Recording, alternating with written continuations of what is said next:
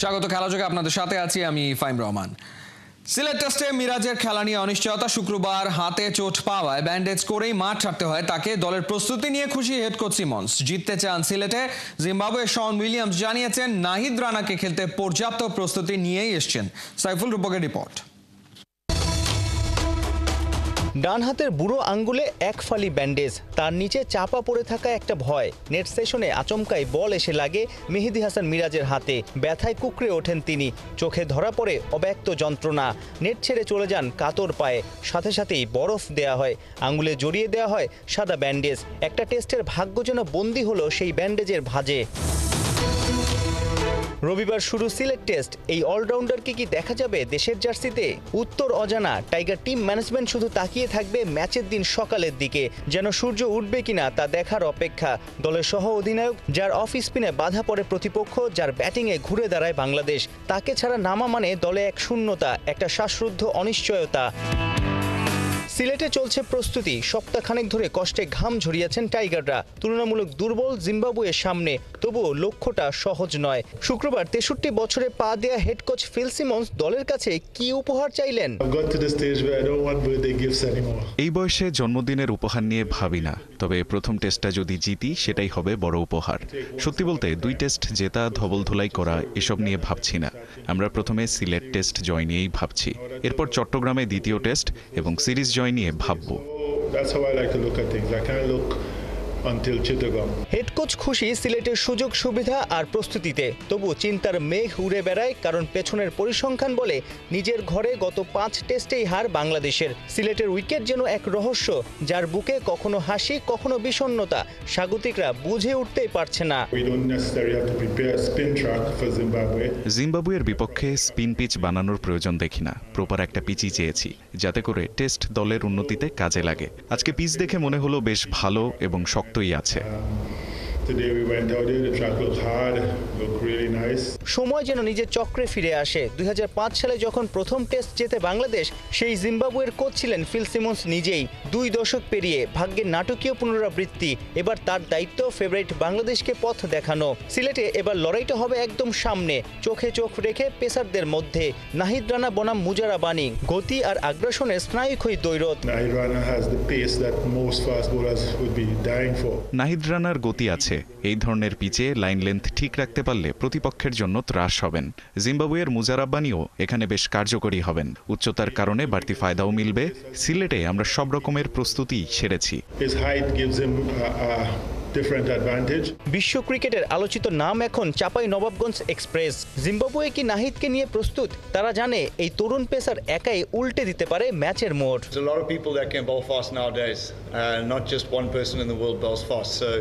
We prepared for that. We've had bowling machines that bowl faster than human beings. সিলেটে এখন অবধি 3 টেস্টে 2 হার 1 জয় বাংলাদেশের। এই মাঠে জিম্বাবুয়ে শতভাগ সফল। সাইফুল রূপক, 71, সিলেট।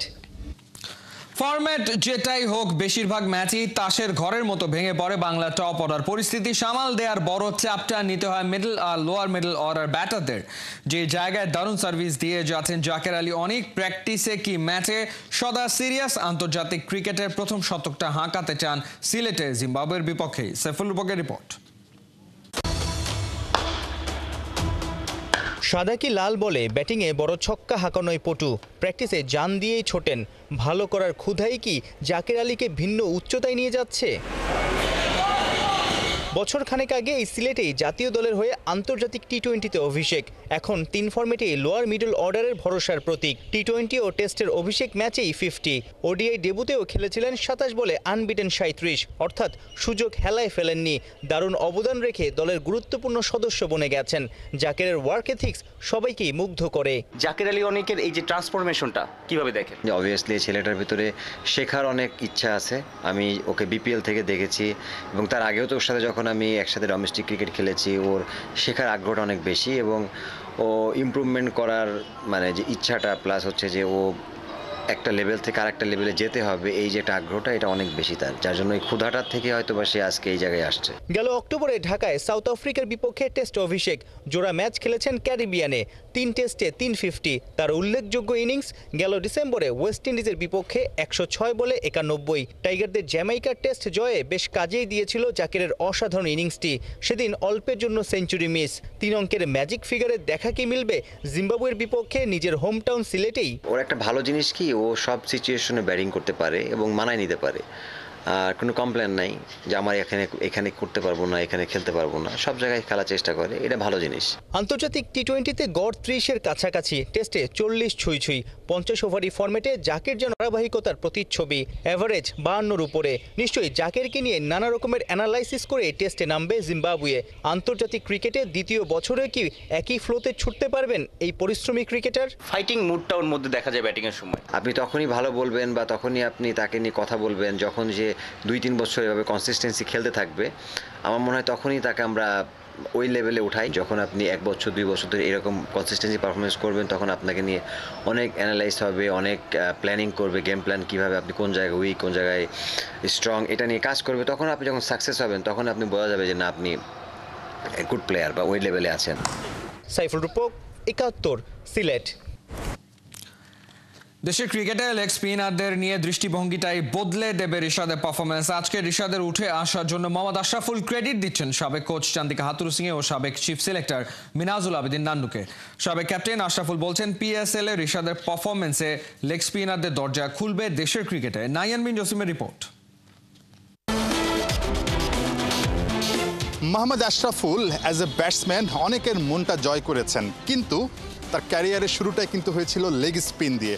মোহাম্মদ আশরাফুল, নিশ্চয়ই সেই দিনটার কথা মনে পড়ে যে আসলে লেগ স্পিন দিয়েই কিন্তু আপনার ক্রিকেটের ক্যারিয়ারটা শুরু হয়েছিল, যদি বয়স ভিত্তিক থেকে ধরি, মানে ওটা খুব বেশি এনজয় করতেন। সেই সময় মোহাম্মদ আশরাফুল লেগ স্পিনার ছিল, হয়তোবা আশাও করতেন না যে লেগ স্পিন দিয়ে শুধু ন্যাশনাল টিমে আসলে চান্স পাবেন। এই সময়টা এসে রিশাদ হোসেন, যিনি কিনা আসলে শুধুমাত্র ন্যাশনাল টিমেই ভালো করছেন না, পিএসএল এ যাবার পর প্রথম সুযোগেই তিনি রীতিমতো বাজিমাত করেছেন। রিশাদ হোসেনের পারফরমেন্সটা আসলে কেমন লাগছে? অ্যাজ এ সাবেক লেগ স্পিনার আপনার কাছে কেমন লাগছে?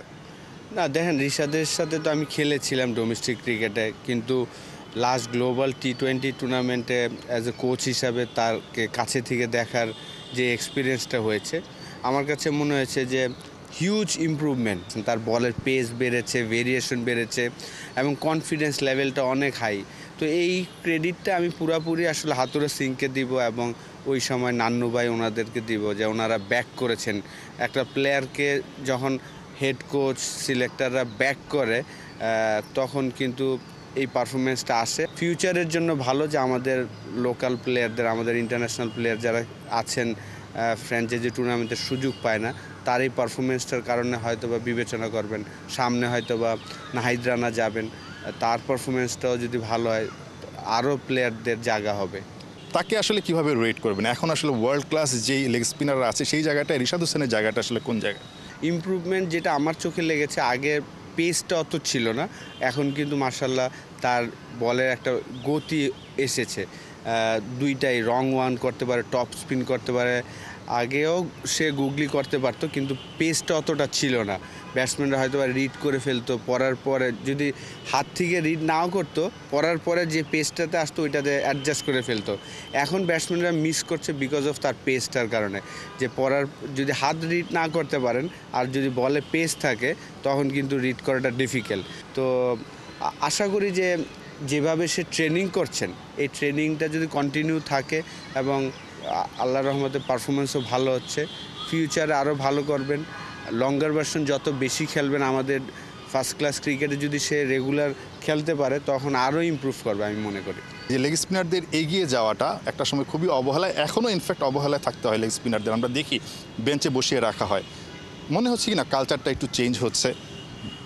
এজ লেভেলও যদি আপনি খেয়াল করে থাকেন, আমরা জিতার জন্য খেলি, তখন আমরা লেগ স্পিনারদের ম্যাচটা এই রিশাদরাই কিন্তু আবার পিএসএল গিয়ে ম্যাচ জেতাচ্ছেন, মিডল ওভারে ভালো বোলিং করছেন, এবং মিডল ওভারের কথা চিন্তা করেই কিন্তু রিশাদ হোসেনকে লাহোর কালান্দার্স তারা আসলে দলে ভিড়িয়েছে।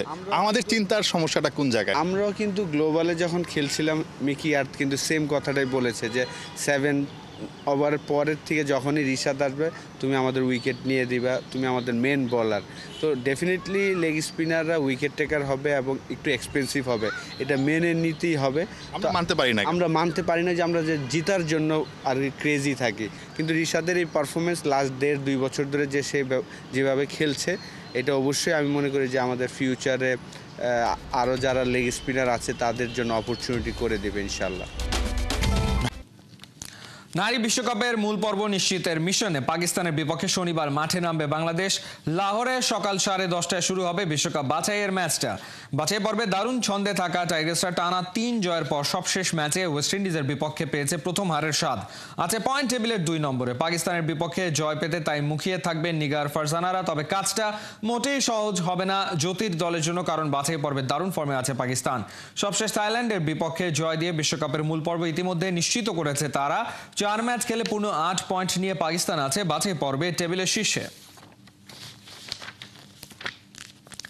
পিএসএল এ ম্যাচ সেরার পুরস্কার নিয়ে ফের হাসির পাত্র হলো পাকিস্তান। হেয়ার ড্রায়ারের পর এবার ট্রিমার দিয়ে নেটিজেনদের কাছে ট্রলের শিকার দেশটির ক্রিকেট বোর্ড। ফ্র্যাঞ্চাইজিগুলোর কর্মকাণ্ডে মুখ পুড়ছে পাকিস্তানের। অদ্ভুত পুরস্কারের চিন্তাভাবনা বদলানোর দাবি করছেন অনেকে। হাসান সজীবের রিপোর্ট। টপ পারফর্মারের পুরস্কার হেয়ার ড্রায়ার। অদ্ভুত পুরস্কারের সমালোচনায় তুলোধুনো হয়েছিল করাচি কিংস। তাদের কর্মকাণ্ডে সোশ্যাল মিডিয়ায় হাস্যরসে পরিণত হয় পিএসএল। আইপিএল এর সঙ্গে টেক্কা দেয়া লিগটা হেয়ার ড্রায়ার কাণ্ডের পর যেন হুঁশ ফিরে পেল না। এবার দিয়ে বসলো চুল কাটার ট্রিমার। বেশ হাকডাক দিয়েই চলতি পাকিস্তান সুপার লিগ শুরু হয়। তুলনা করা হয় পৃথিবীর সেরা ফ্র্যাঞ্চাইজি লিগ আইপিএল এর সঙ্গে। তাদের ছাড়িয়ে যাওয়ার প্রত্যয় পিসিবির। কিন্তু লিগ শুরু হতেই যত অদ্ভুত কাণ্ড, যা তা পুরস্কার দিয়ে বসে ফ্র্যাঞ্চাইজিগুলো। দলের সেরা পারফর্মারকে হেয়ার ড্রায়ার দেয় করাচি কিংস। সেখান থেকে শুরু হয় সমালোচনা। গেল মঙ্গলবার লাহোর কালান্দার্সের বিপক্ষে ম্যাচ হারলেও করাচি কিংস থেকে ঠিকই পুরস্কার পেয়েছেন পেসার হাসান আলী। 4 ওভারে 28 রান খরচায় তুলে নেন 4 উইকেট। এমন কৃতিত্বকে সম্মান দেওয়ার জন্য কোনো পদক বা আর্থিক পুরস্কার না দিয়ে একটা ট্রিমার উপহার দেয়া হয় হাসানকে, যা নেয়ার সময় হেসে উঠেন এই পেসার। সোশ্যাল মিডিয়ায় করাচির পোস্ট করা ভিডিওতে পুরস্কার নেয়ার সময় হাসান নিজে প্রশ্ন করেন, এই ট্রিমার দিয়ে কি হাতের লোম কাটা যায়? পাক পেসারের এমন প্রশ্নের ধরন ভাইরাল হয়ে পড়েছে নেট দুনিয়ায়। অদ্ভুত পুরস্কার দিয়ে টুর্নামেন্টকে মশকরায় পরিণত করছে ফ্র্যাঞ্চাইজিগুলো। দেশের সুনামে বদনাম রটাচ্ছে তারা। ভারতকে সুযোগ করে দিচ্ছে সমালোচনার, এমন দাবি করছেন অনেকে।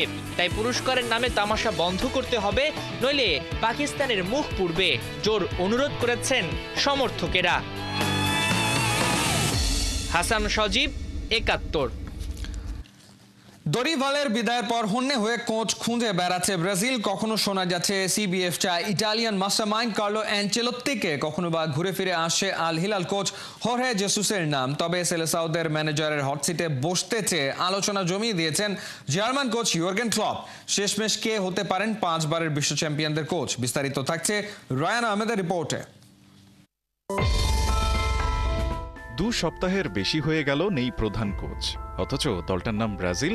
বিশ্বকাপ ইতিহাসে 5 শিরোপা জিতে টুর্নামেন্টের সবচেয়ে সফল তারা। ভিনি, নেইমার, রদ্রিগোদের ম্যানেজ করতে সিবিএফ এর রাডারে প্রাথমিক টার্গেট কার্লো আনচেলোত্তি থাকলেও বিকল্প অপশন হিসেবে রাখা হয়েছিল হোর্হে জেসুসকে। তবে সেলেসাওদের কোচ হবার দৌড় এবার জমিয়ে দিয়েছেন আরেকজন, নামটা তার ইয়র্গেন ক্লপ, ইংলিশ জায়ান্ট লিভারপুলের সাবেক গুরু। 9 বছরের সম্পর্ক ছিন্ন করে গেল বছর জানুয়ারিতে লিভারপুলের কোচিং ছাড়েন জার্মান এই কোচ। এরপর শটান ঘোষণা দেন নতুন করে আর কোচিংয়ে যুক্ত হতে চান না আপাতত। যদিও এরই মাঝে ফিরেছেন ফুটবলে, তবে নতুন ভূমিকায়। রেডবুল প্রতিষ্ঠানটির গ্লোবাল হেড অব সকার পদে নিয়েছেন দায়িত্ব। তবে ফুটবল মাঠের বাইরের নতুন এই দায়িত্ব সেভাবে উপভোগ করছে না বলে জানিয়েছে ব্রাজিলিয়ান গণমাধ্যম ইউওএল। নিজেদের এক সূত্রের মাধ্যমে ব্রাজিলের এই সংবাদ মাধ্যমের দাবি, আবার কোচিংয়ে ফিরতে চান জার্মান এই মাস্টার মাইন্ড। তবে তার জন্য আছে কিছু শর্ত। কেবল ব্রাজিল কিংবা রিয়াল মাদ্রিদের দায়িত্ব পেলেই কোচিংয়ে ফিরবেন তিনি। এদিকে ব্রাজিলের মূল লক্ষ্য রিয়াল বস আনচেলত্তিকে কোচ হিসেবে পাওয়া, কিন্তু তার সঙ্গে স্প্যানিশ জায়ান্টদের চুক্তি রয়েছে 2026 সালের মাঝামাঝি পর্যন্ত। তাছাড়া এবছর জুনে রয়েছে ক্লাব বিশ্বকাপ। তার আগে এই ইতালিয়ান মাস্টারমাইন্ডকে পাওয়া কঠিন হলেও পরিস্থিতি বদলেছে আর্সেনালের কাছে হেরে চ্যাম্পিয়ন্স লিগ থেকে রিয়ালের বিদায়ে। দলের এমন ব্যর্থতায় ডন কার্লোর ওপর বেশ নাখোশ রিয়াল ম্যানেজমেন্ট, এমনকি শোনা গেছে তাকে ছাঁটাইয়ের গুঞ্জনও। সেক্ষেত্রে ইতালিয়ান এই কোচ ছাঁটাই হলে কপাল খুলতে পারে ব্রাজিলের। আর এদিকে সিবিএফ এর হাতে থাকা বিকল্প আল হিলাল কোচ হোর্হে জেসুস চেয়েছেন সময়, তাই তাকেও না পাওয়া গেলে ইয়র্গেন ক্লপ তো আছেনই সেলেসাউদের জন্য রেডি।